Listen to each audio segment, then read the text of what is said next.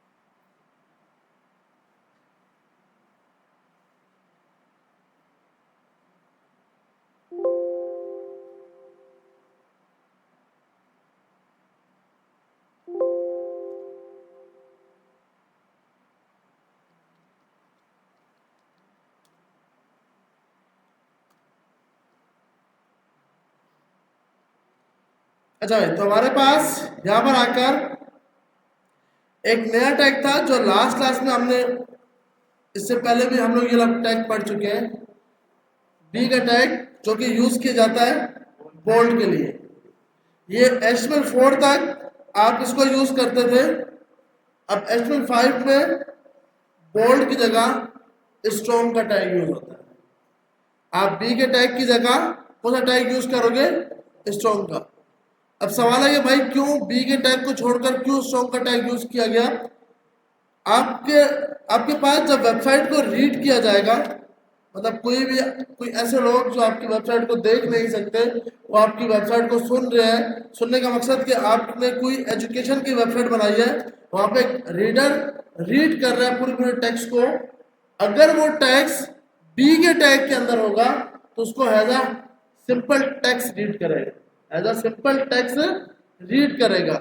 लेकिन अगर वही टेक्स्ट स्ट्रॉन्ग के टैग के अंदर होगा, जब वो रीडर है उसके बोलने का एक अलग इम्पैक्ट होगा। जिससे फायदा क्या होता है? जिससे फायदा ये होता है कि सामने सुनने वाले पर एक अलग इम्पैक्ट जाता है कि अब कोई मेन चीज थी जो कि रीड की गई।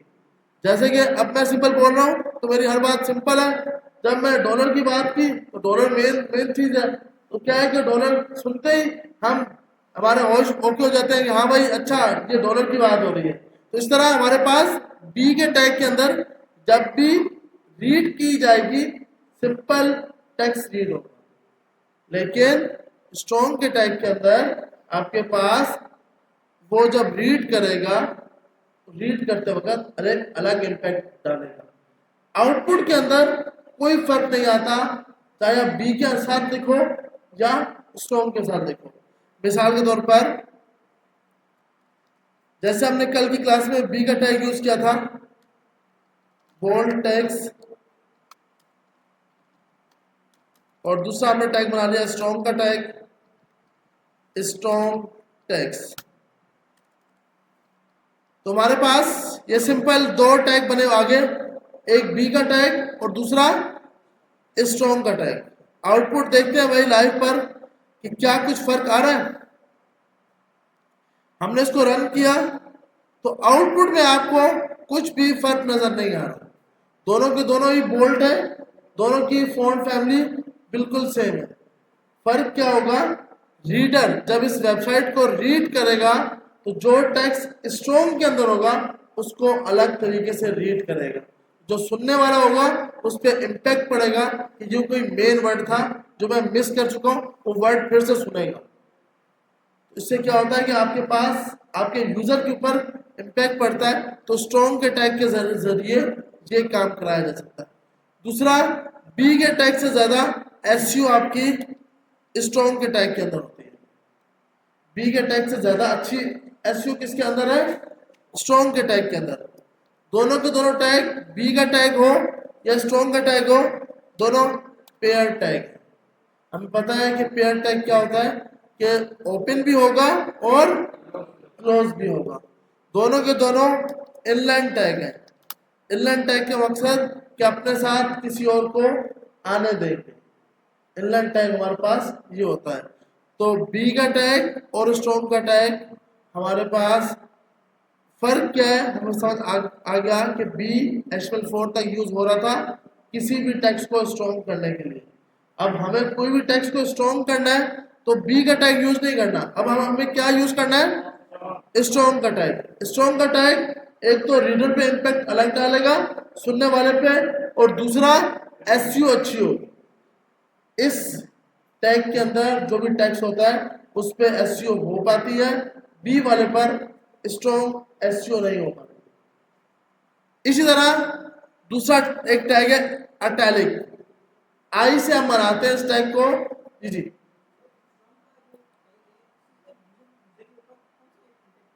मतलब जब वेबसाइट को रीड करवाया जाएगा, मतलब आपने कोई एक रीडर बनाया है जो, हाँ मतलब जावास्क्रिप्ट के जरिए कोई रीडर बना हुआ है, वो वेबसाइट को रीड कर रहा है। मतलब अक्सर आपने देखा होगा बहुत सी वेबसाइट है एजुकेशन की, यहाँ पे पूरी बुक्स को रीड करते हैं। जब बुक्स को रीड कर रहा होगा तो बी के अंदर टेक्स्ट होगा, सिंपल रीड करेगा।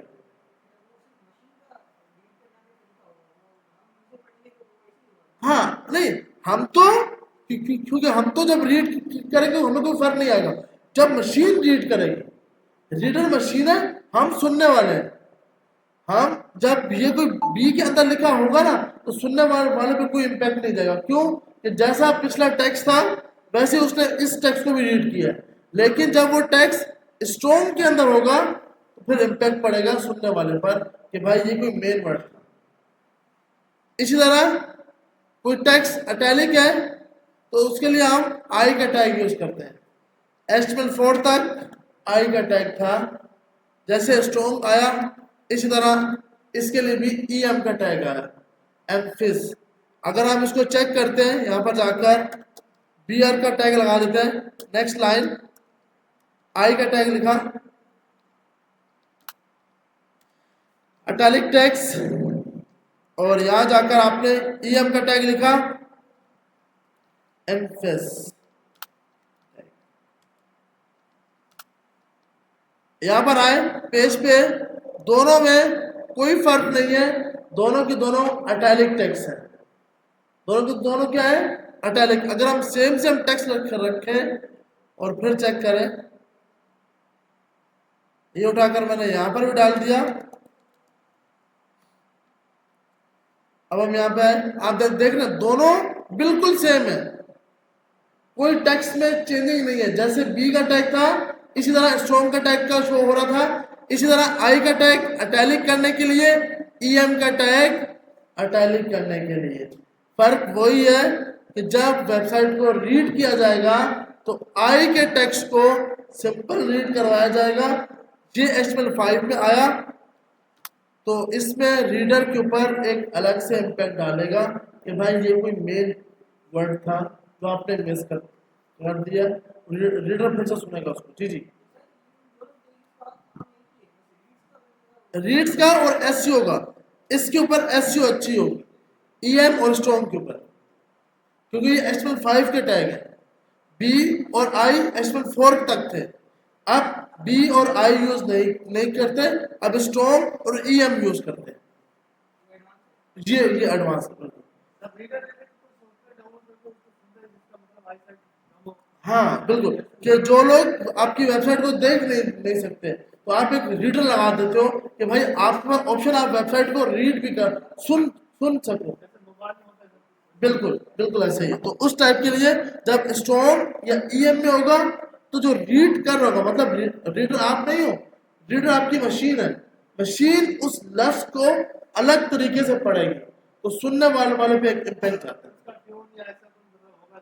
बिल्कुल बिल्कुल, थोड़ा स्ट्रॉन्ग करके बोलेगा, मतलब कि भाई कोई वर्ड है जैसे SMID है तो वो बोलेगा स्टेलानी मास IT ट्रेनिंग, यू करके कुछ उसका एक अलग फॉर्मेट होगा, उससे आप इजीली पहचान जाओगे कि अच्छा यार ये कोई वर्ड मेन था जो आपने सही करके नहीं सुना, तो आप फिर से उसको लिसन करते हो और सुनते हो।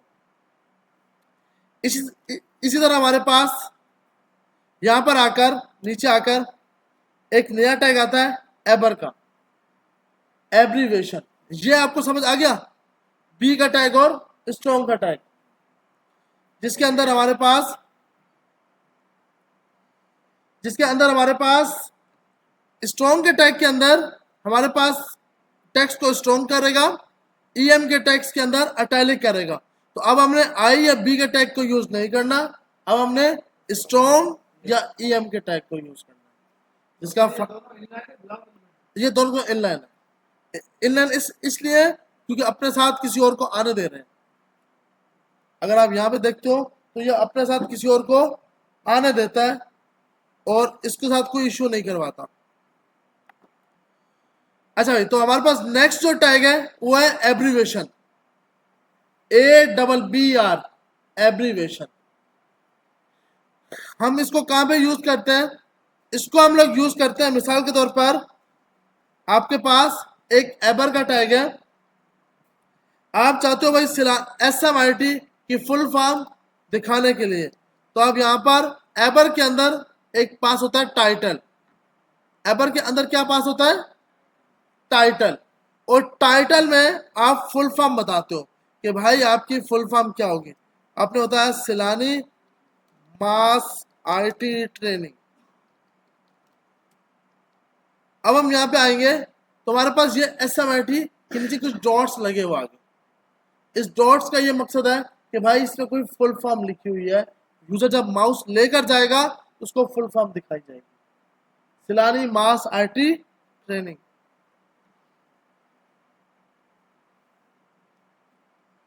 तो इसके लिए आप एक एबर का टैग यूज करते हो। एबर का टैग को यूज करने के लिए आप एबर के अंदर एक एट्रीब्यूट आता है जिसका नाम है टाइटल, और टाइटल में आप फुल फॉर्म देते हो जो भी आपकी होती है।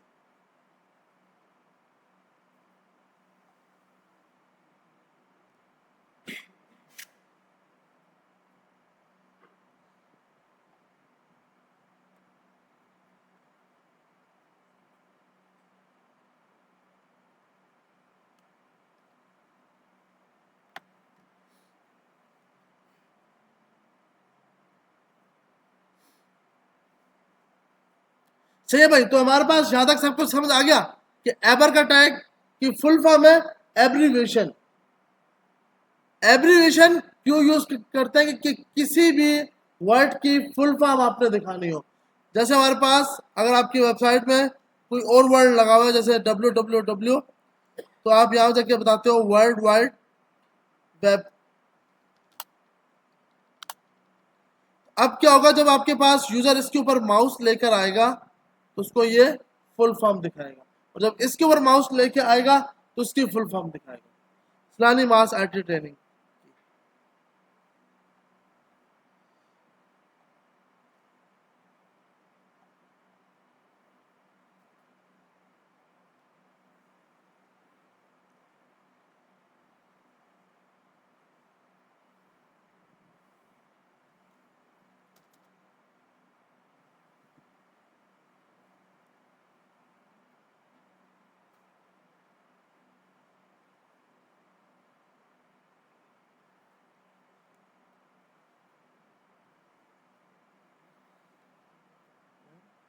हेडफोन नहीं चल रहा,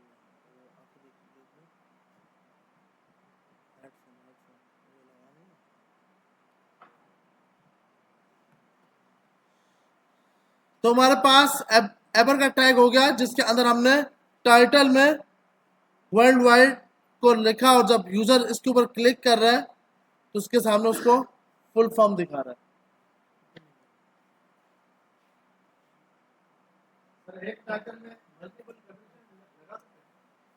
मतलब एक ही के अंदर, इसी के अंदर, इसके अंदर आपको लगाने के लिए, अब देखिए अगर आप इसमें फुल फॉर्म देंगे ना, मतलब एक के अंदर ही, तो इसमें नुकसान क्या होगा, इसमें ये होगा कि आप सबके लिए वो यहीं पे दिखाएगा। अगर हर वर्ड की आपको फुल फॉर्म दिखानी है तो हर वर्ड को अलग अलग रखना है, अलग अलग टाइप का, ताकि जब भी आप इसको यूज करो तो इजीली उसकी फुल फॉर्म वो दिखा रहा हूं।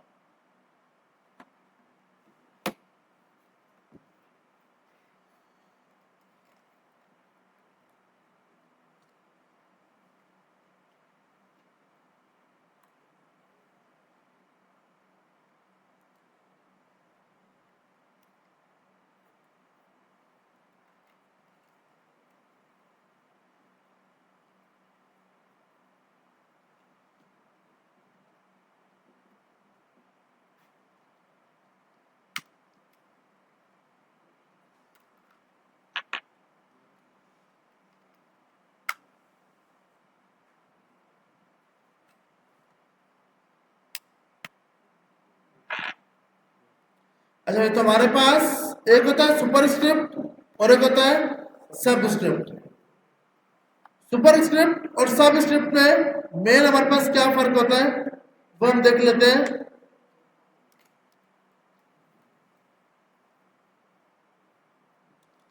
जैसे आपने अक्सर देखा होता है एक्स के ऊपर 2 की पावर, एक्स के ऊपर लिखा होता है x2 या वाई स्क्वायर, मतलब कोई भी वैल्यू जो ऊपर लगानी हो। किसी भी टेक्स्ट से ऊपर कोई भी टेक्स्ट लिखने के लिए आप सुपर को यूज करते हो, SUP, सुपर का टैग, सुपर स्क्रिप्ट। इससे होगा क्या, आपने यहाँ पे ये लगाया, आउटपुट के अंदर x के ऊपर 2 पावर आए, मतलब आपके पास एक मैथ की इक्वेशन है, आप चाहते हो भाई x2 प्लस 3y का स्क्वायर इक्वल टू 180। तो कुछ इस तरह करके आपको बनानी है इक्वेशन, जो कि आप अपनी लैंग्वेज के अंदर डिफाइन किस तरह करोगे। सबसे पहले आपको पता है x के ऊपर हमें क्या लगाना है, 2 लगाना है। x के ऊपर क्या लगाना है, 2। तो आप यहां पर आए, सबसे पहले x का टैग लगा दिया। उसके बाद आपको पता है कि आपने ऊपर जाकर 2 दिखाना है, तो ऊपर के लिए आपने यहां पर आकर super script SUP, super script जिसमें आपने क्या पास कर दिया, 2। उसके बाद आपके पास आ गया प्लस, प्लस के बाद क्या लगाना है, 3y, 3y आपने ऐसे का ऐसा रखा, और फिर से आपको सुपर स्क्रिप्ट 2 दे दिया इक्वल टू 180। तो हम यहां पर आते हैं, हमारे पास कुछ इस तरह करके इक्वेशन बन चुकी हो, x का स्क्वायर प्लस 3y का स्क्वायर इक्वल टू 180। तो मतलब हमने जो अभी चीज सीखी है वो क्या है, सुपर स्क्रिप्ट, जिस चीज को ऊपर लेके जाना है, SUP, सुपर स्क्रिप्ट। इसकी फुल फॉर्म है सुपर स्क्रिप्ट SUP की। सुपर का मकसद ऊपर लेकर जाओगे तो आप SUP को यूज करोगे, जिसका काम यह है कि किसी भी टेक्स्ट को आप ऊपर लेके जा सकते हो। मिसाल के तौर पर आपके पास तो लॉग का फार्मूला आ गया, लॉग में आपने पढ़ा भाई, मैथ तो सबने पढ़ी है ना भाई, तो मैथ वही लॉग के फार्मूले याद कर करके। तो अब हमारे पास इक्वल टू 120। तो अब क्या हुआ, अब हम यहाँ पे आए तो हमारे पास ये पूरे का पूरा उसके ऊपर चला गया, x प्लस 2। आपके पास यहाँ पे हम BL लगा लेते हैं ताकि थोड़ा सा नेक्स्ट लाइन पे आ जाए और हमें फर्क समझ आ जाए। आप देख रहे हैं ये ऊपर दोनों के दोनों क्यों क्यों गया, क्योंकि भाई आपने सुपर स्क्रिप्ट के अंदर ये सब रखा हुआ है। सुपर स्क्रिप्ट के अंदर जितना आपने डेटा रखा होगा वो सब का सब ऊपर शो कर पाएगा। आपके जो यहाँ पर टेक्स्ट है उससे ऊपर शो करवाएगा। तो उसके लिए आप सिंपल क्या यूज करते हो, super script SUP, super script. सही है भाई। इसी तरह किसी भी टेक्स्ट को आपको नीचे लेके आना है, जैसा इसकी सबसे अच्छी एग्जांपल है H2O, वाटर का फार्मूला, कि भाई मुझे वाटर के फार्मूले को दिखाना है। तो आपने सिंपल यहां पर आकर H लिखा, H के बाद अब जब ये नीचे होगा तो नीचे के लिए सब स्क्रिप्ट एक था सुपर स्क्रिप्ट, SUP का मकसद था सुपर स्क्रिप्ट, SUB का मकसद सब स्क्रिप्ट, सब का मकसद नीचे आएगा। अब मैंने यहाँ पे बोला टू और यहाँ पे आके बोल दिया ओ, तो अब आपके पास यू करके स्टडी करेंगे, लाइन से नीचे लेके आएंगे, जो वर्ड आपने नीचे लेके आना है वो आप नीचे लेके आना है। जैसे अक्सर केमिस्ट्री में हम ग्लूकोज का फॉर्मूला याद कर करके H6C6H12O6 कुछ ऐसे ही था ना भाई। इस टाइप के लिए बनाने के लिए अब क्या है, हमें सबसे पहले C के नीचे 6 लेके आना है, H के नीचे क्या लेके आना है 12, O के नीचे क्या लेके आना है 6। तो आपने इस चीज को करने के लिए BR का टैग लगा दिया, लाइन को ब्रेक कर दो। उसके बाद सबसे पहले O को लिखा, O के बाद आपने बोला सबस्क्रिप्ट 6, उसके बाद आपने बोला H, H के बाद आपने बोला 12, उसके बाद आपने बोला O और O के बाद आपने बोला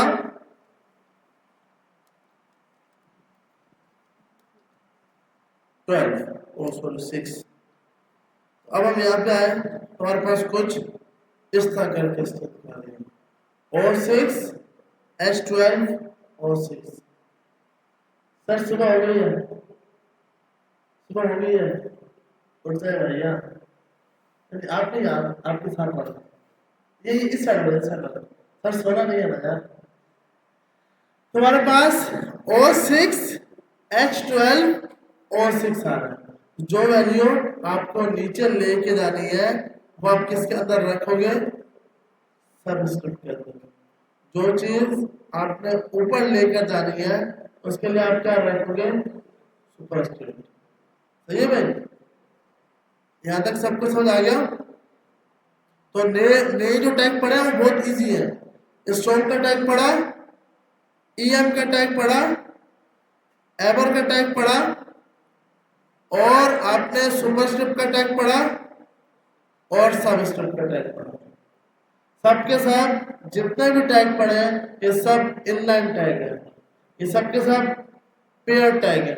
ओपन होगा तो बंद भी होगा। अगर गलती से ये टैग में यहाँ पे क्लोज नहीं करता, गलती से वैसे यहाँ पे क्लोज नहीं हुआ, तो अब आपके पास ये सब नीचे आ जाएगा। क्यों कि भाई आपने क्या बोला, सुपरस्क्रिप्ट यहाँ से स्टार्ट तो हुआ लेकिन सुपरस्क्रिप्ट आगे खत्म नहीं हुआ, तो जब खत्म नहीं हुआ उसने ये सबको नीचे लेके चला गया। तो कोशिश करनी है जो टैग जहां पर खत्म हो रहा है उसको वहां पे लास्ट में खत्म करना है ताकि इशू ही ना आए। तो ये जब 6 के बाद मुझे खत्म करना है तो मैंने इसको यहाँ पे बंद कर दिया, जैसे ही बंद किया यहाँ पे आया फिर से आउटपुट सही हो गया। आ रही समझ? तो जब क्योंकि इसीलिए बोला जाता है, हमें पता होना चाहिए पेयर टैग, पेयर टैग को लाजमी बंद करना है, नहीं बंद करेंगे तो बहुत इशू आएगा। तो आप अभी हमने जितने भी टैग पढ़े सबके साथ पेयर टैग। तो अब हमें क्या क्या करना है, अपने सिस्टम्स के ऊपर इक्वेशन बता रहा हूं, ये आपको ट्राई करनी है। 3x के ऊपर आएगा 2 प्लस 5y की पावर 3 इक्वल टू z का स्क्वायर। एक तो आपको ये इक्वेशन बनानी है, अपने अपने अपने जिसके पास सिस्टम है वो सिस्टम में बनाएगा, जिसके पास कॉपी है वो कॉपी के अंदर बनाएगा और जिसका मोबाइल है वो मोबाइल में बनाएगा। दूसरा आपको फार्मूला बनाना है CH4, ये तो याद किया था ना, मिथाइल इथाइल ये जो सबके सब। तो आपने इस टाइप का एक बनाना है CH4 C2H6 C3H8। इसके आगे लिखना है आपने मीथेन। फॉर्मूले गलत हो सकते हैं, मुझे सही वैल्यू याद नहीं है। इथेन और ये होता है बुटेन या प्रोपेन। तो आपने इस टाइप की इक्वेशंस बनानी है और इसके आगे लिखना है मैथ एक्सप्रेशन और आगे इसके आगे ये लिखा हुआ आ रहा हो आउटपुट के अंदर। सही है भाई। और इससे ऊपर आपने हेडिंग टैग के अंदर इसके आगे लिखना है सुपर स्क्रिप्ट एग्जाम्पल और इसमें आपने हेडिंग लिखनी है सब स्क्रिप्ट एग्जाम्पल। सही है भाई। तो ये अभी आपने ट्राई करना है और उसके बाद उससे पहले आपको फुल फॉर्म लिखनी है। कोई वर्ड को उठा के कोई वर्ड उठाना है उसकी फुल फॉर्म इसकी SMIT की फुल फॉर्म लिखते हैं। SMIT जब उस पर यूजर माउस लेकर जाए तो लिखा हुआ है इस्लानी मास आईटी ट्रेनिंग। ये 3 काम अभी हमने करने हैं ताकि हमें जो अभी हमने टैग ट्राई किया है वो इजीली हो जाए।